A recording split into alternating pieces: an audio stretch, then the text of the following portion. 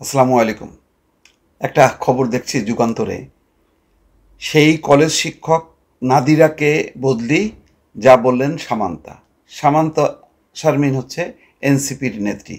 তো এনসিপির নেতৃত্ব রক্ষা করতে পারলেন না এবং তীব্রভাবে নিন্দাও করেছেন। কিন্তু বাস্তবতা হলো এই যে নাদিরা ইয়াসমিনকে নরসিংদী থেকে সাতক্ষীরায় বদলি করা হয়েছে।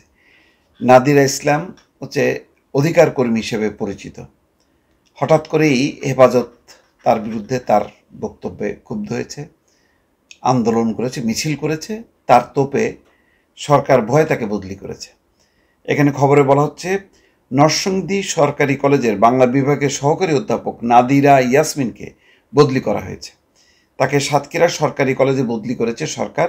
এর আগে তার বিরুদ্ধে ইসলাম বিদ্বেষী কর্মকাণ্ডের অভিযোগ তুলে শাস্তি দাবি করেছিল হেফাজত ইসলাম। সোমবার শিক্ষা মন্ত্রণালয়ের মাধ্যমিক ও উচ্চশিক্ষা বিভাগ থেকে এক আদেশে তাকে বদলি করা হয়। এই যে হেফাজতের এই কাজগুলো, এটা কিন্তু পরবর্তীতে খুব কঠিন অবস্থা দাঁড়াবে। বিভিন্ন জায়গায় কোনো নারীদের কোনো উদ্যোগ, আয়োজন, কোনো কর্মসূচি তারা কিন্তু বরদাস্ত করবে না এবং দলে বলে নামবে। অর্থাৎ এই জায়গায় কিন্তু সরকার আত্মসমর্পণ করলো, আর সরকারেরই সহযোগী সামান্তা ইসলাম প্রতিবাদ করছেন। তা লাভ কি? সে তো নাদিরাকে রক্ষা করতে পারলো না। এর আগে গতকাল রোববার নাদিরা ইয়াসমিনকে অপসারণ এবং দৃষ্টান্তমূলক শাস্তির দাবিতে বিক্ষোভ মিছিল ও স্মারকলিপি প্রদান করেছে বাংলাদেশ হেফাজত ইসলাম নরসিংদী জেলা। ওই বিক্ষোভে হেফাজত নেতারা নাদিরার বিরুদ্ধে ইসলাম বিরোধী আইনের কথা বলার অভিযোগ করেন। বদলির আদেশটি নিজের ফেসবুক পোস্ট করে নাদিরা ইসলাম লিখেছেন, আমাকে সাতক্ষীরা সরকারি কলেজে বদলি করা হয়েছে। আমার সাথে করা এই আচরণের তীব্র নিন্দা এবং প্রতিবাদ জানিয়ে রাখলাম। এদিকে নাদিরা ইয়াসমিনকে বদলির ঘটনায় নিন্দা জানিয়েছেন জাতীয় নাগরিক পার্টির জ্যেষ্ঠ যুগ্ম আহ্বায়ক সামান্তা শারমিন। তিনি এই সিদ্ধান্ত পরিবর্তনের আহ্বান জানিয়েছেন। নিজের ভেরিফাইড ফেসবুক পোস্ট করে সামান্তা শারমিন বলছেন, মবের দৌরাত্মে আত্মসমর্পণ করে নাদিরা ইয়াসমিনের বদলির সিদ্ধান্তের তীব্র নিন্দা প্রতিবাদ জানাই। এই সিদ্ধান্ত দ্রুত বদলানো হোক। এখন হেফাজতের এ হলো যে কোনোভাবে একটা ধর্মের দোহাই দিয়ে হুজুগ তুলে তারা মব তৈরি করতে পারে। এখন সেই মবের কাছে সরকার কি আত্মসমর্পণ করবে? এটা একটা বড় প্রশ্ন। এখন বাস্তবে হচ্ছে তাই দেখা যাচ্ছে, যেখানেই শক্তি সেখানেই সরকার কাবু হয়ে যাচ্ছে। নাদিরা ইয়াসমিন নরসিংদী জেলার নারী অধিকার কর্মী হিসেবে পরিচিত। নারী অঙ্গন নামে তার একটি সংগঠন রয়েছে। এছাড়া নারী অঙ্গন নামে একটি ওয়েব পোর্টালের সম্পাদক তিনি।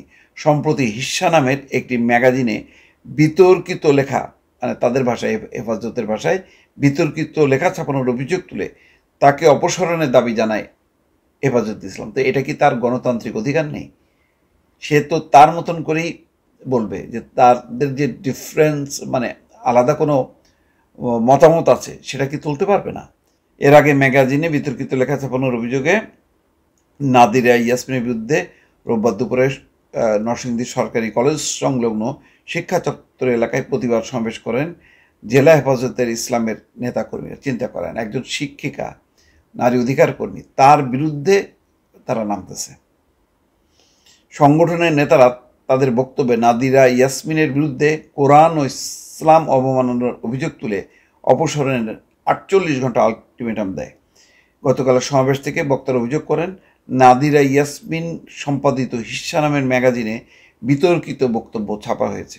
এই ম্যাগাজিনে পবিত্র কোরআনের উত্তরাধিকার বিধানকে অন্যায্য এবং বৈষম্যমূলক বলা হয়েছে। এছাড়া 1500 বছরের পুরনো কোরআনের বিধানের সমাজ ও রাষ্ট্র চলবে না মন্তব্য করা হয়েছে। এছাড়া নারী পুরুষের পবিত্রতম বৈবাহিক সম্পর্ক নিয়ে কটূক্তি করা হয়েছে। আলেম এবং ইসলামপন্থীরা তীব্র বিদ্বেষ প্রকাশ করা হয়েছে ইসলামপন্থীদের বিরুদ্ধে। এটা হলো বক্তব্য। এখন এই বিষয়ে তো যারা ইসলাম ধর্মের অনুসারী, তাদের মধ্যেই তো নানা রকম মতভেদ আছে। তো এখন কোনটা সত্য? হেফাজতের বক্তব্য সত্য? ইসলাম ধর্মের কি একমাত্র কি তারাই প্রতিনিধিত্ব করে? এই প্রশ্নগুলো থাকলেও এখন এই ধরনের মব, এই ধরনের একজন শিক্ষিকার বিরুদ্ধে যদি অবস্থান নেয়, নারী শিক্ষিকা, তারপরেও আমরা জানি যে নারীরা বাংলাদেশে খুবই একটা স্পর্শকাতর শ্রেণী। তো তাদের বিরুদ্ধে যদি এইভাবে মব তৈরি হয়, সেখানে সামান্তা ইসলাম তিনি নাগরিক পার্টির নেত্রী হয়েও কিন্তু শেষ পর্যন্ত নাদিরাকে রক্ষা করতে পারলেন না। এটাই হচ্ছে বাস্তব। দর্শক ভালো থাকবেন, আল্লাহ হাফেজ।